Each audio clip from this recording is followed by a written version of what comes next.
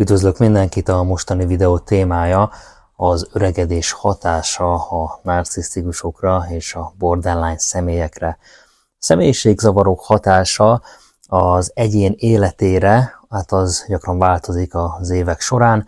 Van itt nekünk két jól ismert személyiségzavarunk, itt van a narcisztikus személyiségzavar, és itt van a borderline személyiségzavar. Ezek különböző módon változhatnak, ahogy az érintett személyek idősödnek. Nézzük meg először a borderline személyiségzavart. Borderline személyiségzavarban szenvedőknél megfigyelhető, hogy gyakran fiatal korukban mutatják a legintenzívebb tüneteket, tehát beleértve az impulzív és a meggondolatlan viselkedés, cselekedeteket, tehát a szélsőséges reakciókat. Mi az, amire gondolok itt? Szerhasználat, meggondolatlan szexuális kapcsolatok, impulzív viselkedések, tehát ezek nagyon is jellemzőek rájuk fiatalabb korukban. Ahogy aztán egy borderline az idősödik, megfigyelhető, hogy sokuknál csökkennek ezeknek a tüneteknek az intenzitása, bár a tünetek azok enyhülhetnek, hát a borderline személyiségzavarban szenvedő személyek még mindig szociálisan maladaptív viselkedést mutathatnak, és idősebb korukban is gyakran küzdenek a belső üresség, a magányérzésével. Tehát a remisszió során is megmaradhatnak olyan belső problémák náluk, amelyek megnehezítik a normál működést a társadalomban, és természetesen az interpersonális kapcsolataikban. Borderline-oknál a tünetek intenzitása az viszont az is megfigyelhető, hogy gyakran csökken a középkor felé közeledve, különösen ami az impulzív viselkedést, vagy éppen az öngyilkossági gondolatokat illeti. Azonban a borderline személyiségzavarban szenvedők még mindig szembesülhetnek itt az érzelmi instabilitás és az elhagyatottságtól való félelem állandó problémájával. Ezek továbbra is befolyásolják a társas kapcsolataikat. Idősebb felnőtt korban a borderline személyiségzavarban szenvedő személyeknél a tünetek azok kevésbé tanulmányozottak, de viszont a keresztmetszeti vizsgálatok azt sugallják, hogy a szuicidális és az impulzív tünetek azok igen javulhatnak. Én már arról is olvastam korábban, hogy egy borderline az igen spontán javulást mutatkozhat náluk 40 éves koruk felett, viszont sokkal inkább a depresszió az, ami átveszi a vezető szerepet az életükben. És hát akkor itt van nekünk a másik jól ismert személyiségzavarunk, a narcisztikus személyiségzavar. Mint tudjuk, egy narcisztikus, hát az gyakran rendelkezik egy látszólagos, nagyon magas önértékeléssel, grandiózussággal, és hát tudjuk, hogy a narcisztikusok kevésbé hajlamosak az önvizsgálatra, és természetesen ebből kifolyólag a változásra is. A borderline-ok azok tudják, hogy valami nem oké velük, és sok borderline azt teszi is ez ellen, tehát egy borderline-nál megfigyelhető, hogy keresi a megoldást, addig az a narcisztikusnál, hát ez nem igazán mondható el a hamis énjük miatt.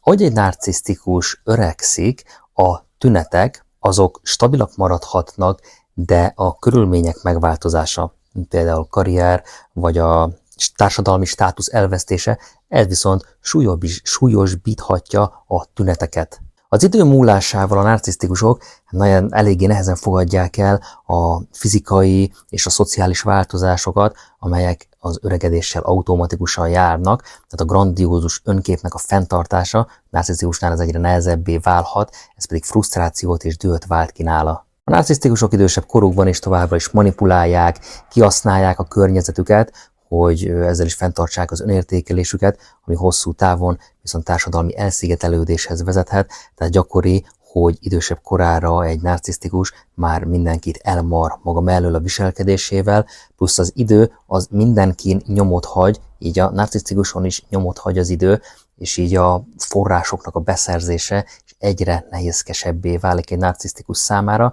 így sokan idős korukra hát magányosak lesznek, nem marad meg mellettük senki, mindenkit elmarnak maguk mellől. Kutatások szerint az idősebb narcisztikusok hajlamosak a fizikai és a szociális veszteségekre nagyon erőteljesen reagálni, ez pedig növeli a sebezhetőségük érzetét. Tehát számukra különösen nehéz elfogadni az öregedéssel járó veszteségeket.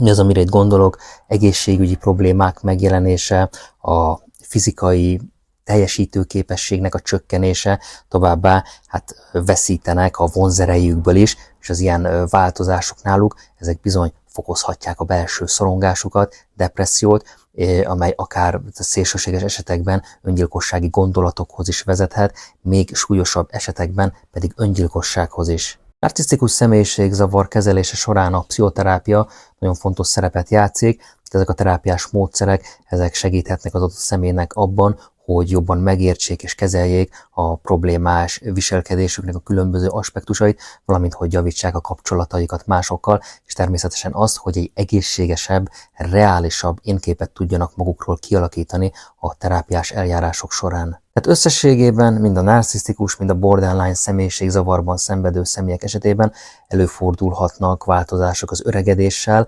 de ezek a változások, ezek eltérő természetűek. Borderline-oknál gyakran megfigyelhető, hogy enyhülnek az impulzív tünetek, de továbbra is szociálisan maladaptívak maradhatnak, főleg ha nem járnak pszichoterápiára.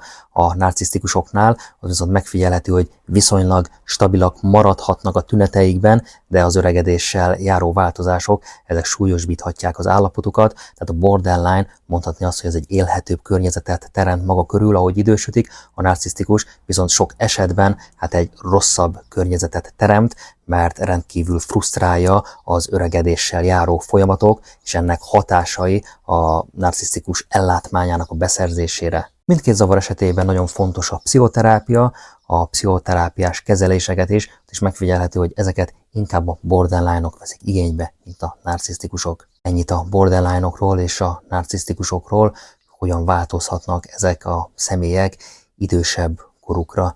Köszönöm a figyelmet, ha informatívnak találtad, akkor nyomj egy lájkot, csatornámon pedig nagyon sok videó van már feltöltve, több mint 300, lett valamelyik kérdésedre megtalálod a választ, nézz szét, köszönöm a figyelmet.